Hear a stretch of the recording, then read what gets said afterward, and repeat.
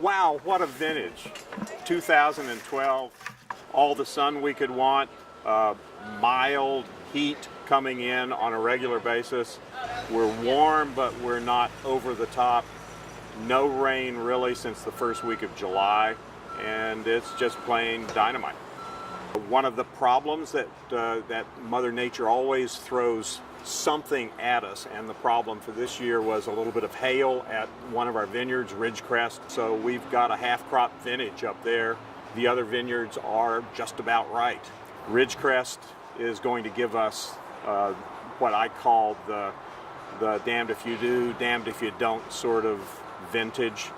The winemakers and the people who love highest quality will love it. Accountants and bankers will hate it.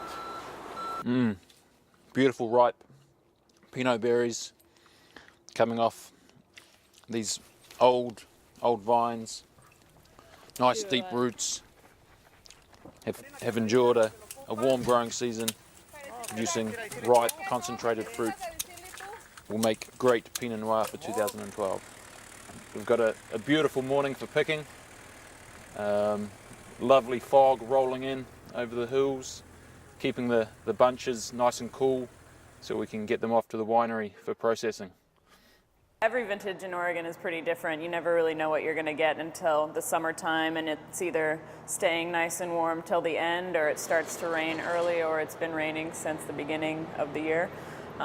This year happened to be on the warmer side, which is great for us because we've had a couple of really cool vintages recently. So it's a little bit different style, a little bit more sultry, lower TAs, higher bricks.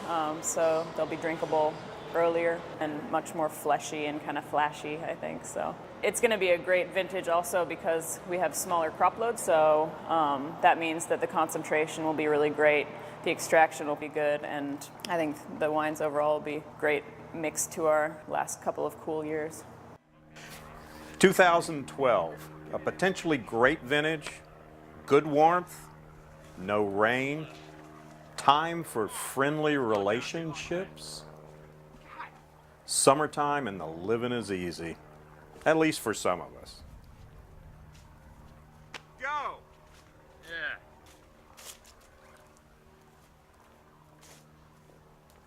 Come on, we're going.